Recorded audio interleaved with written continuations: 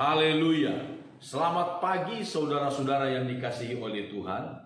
Mari sama-sama kita kembali merenungkan firman Tuhan di awal minggu yang baru ini. Di dalam kitab 1 Samuel pasal 5 mulai dari ayat 1 dikisahkan demikian, saudara. Sesudah orang Filistin merampas tabut Allah, maka mereka membawanya dari Eben Haeser ke Asdod.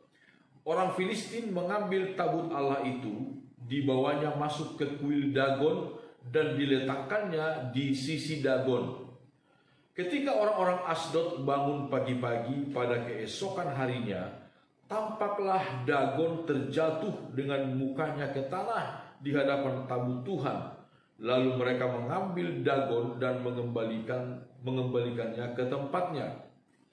Tetapi keesokan harinya mereka bangun pagi-pagi, tampaklah Dagon terjatuh dengan mukanya ke tanah di hadapan tabut Tuhan, tetapi kepala Dagon dan kedua belah tangannya terpenggal dan terpelanting ke ambang pintu, hanya badan Dagon itu yang masih tinggal, dan seterusnya. Saudara-saudara yang dikasihi oleh Tuhan, satu waktu orang Israel berperang melawan orang Filistin. Dan dalam masa itu ada kejahatan yang sangat besar dilakukan oleh kedua orang imam, yaitu Hofni dan Pinehas, kedua anak Imam Eli yang begitu jahat di mata Tuhan.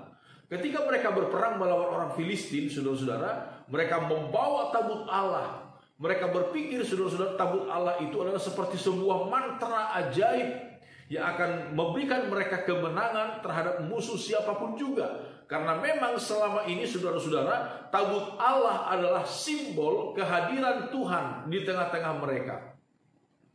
Tetapi apa yang terjadi, saudara-saudara? Ketika tabut Allah itu mereka bawa ke tengah-tengah pertempuran dengan harapan mereka akan mendapatkan kemenangan oleh karena tabut Allah itu. Tetapi ternyata Tuhan tidak menghendaki demikian. Tuhan justru mengizinkan orang Israel dikalahkan oleh musuh mereka. Dan tabut Allah yang selama ini mereka bangga-banggakan, mereka anggap sebagai sebuah mantra ajaib yang memberikan mereka kemenangan, saudara-saudara, dan itu dirampas oleh orang Filistin. Dan saudara yang dikasihi oleh Tuhan, selama ini juga musuh-musuh orang Israel, termasuk orang Filistin, mengetahui, memahami bahwa tabut Allah itulah yang menjadi sumber kekuatan mereka, sumber kemenangan mereka. Sehingga ketika mereka mendapatkan tabut Allah itu, mereka begitu bangga hati, mereka begitu senang hati. Mereka berpikir, oh berarti kekuatan kita akan bertambah-tambah. Kekuatan kita akan bertambah-tambah. Yang selama ini mereka sembah adalah dewa-dewa, salah satunya dewa Dagon. Lalu sekarang mereka berpikir tabut Allah yang disembah oleh orang Israel ada di tengah-tengah mereka, pasti akan mereka akan semakin jaya. Itu sebabnya tabut Allah itu mereka bawa ke kuil Dagon, dewa mereka, dan ditempatkan di sisi daripada dewa Dagon mereka. Tetapi apa yang terjadi? Alkitab mencatat, saudara-saudara, ketika mereka menaruh tabut Allah itu di dalam kuil Dagon mereka, pagi-pagi mereka datang untuk membersihkan mungkin atau melayani dewa mereka, saudara-saudara. Apa yang terjadi? Patung dewa Dagon itu telah terjatuh, mukanya seperti menyembah kepada tabut Allah itu. Mereka berpikir itu sebagai sesuatu yang alamiah, mungkin terjadi sesuatu yang membuat patung mereka itu, dewa sembahan mereka itu goyang dan terjatuh. Mereka meletakkannya kembali di tempat yang semula. Tetapi keesokan harinya lagi, pagi-pagi, ketika mereka datang, mereka melihat sesuatu yang tidak biasa.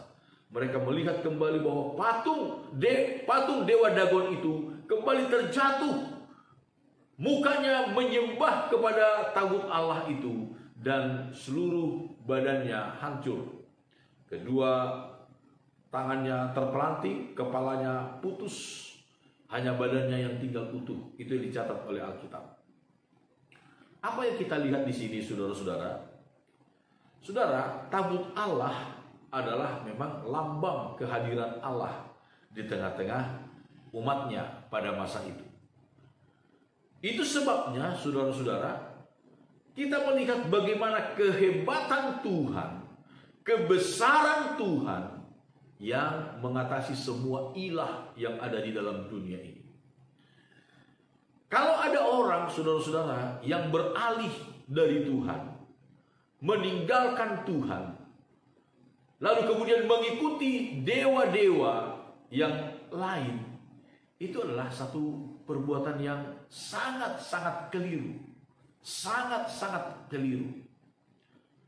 Karena Tuhan kita, Allah kita, Dia adalah Allah yang mengatasi semua ilah yang ada di dalam dunia ini.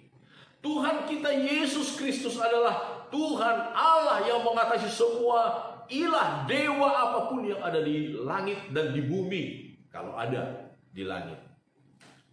Saudara-saudara yang dikasihi oleh Tuhan, jangan pernah berpikir menggantikan Tuhan Yesus dengan ilah apapun juga. Itu adalah satu kekeliruan, kesalahan besar. Karena Tuhan kita Yesus Kristus, Dialah Allah yang maha kuasa, Allah yang maha besar, mengatasi segala ilah apapun yang ada di dalam dunia ini. Segala dewa-dewa, segala ilah-ilah yang ada di dalam dunia ini, mungkin kelihatannya satu waktu bisa melakukan perbuatan ajaib, tetapi perbuatan ajaib dari Tuhan sungguh lebih agung, lebih mulia, lebih suci dari segala perbuatan ajaib yang dilakukan oleh sesembahan apapun yang ada di dalam dunia ini. Tetaplah percaya kepada Tuhan, tetaplah setia kepada Tuhan, tetaplah berharap kepada Tuhan, karena Dia adalah Tuhan di atas segala Tuhan. Amin. Tuhan Yesus memberkati kita. Mari sama-sama kita berdoa.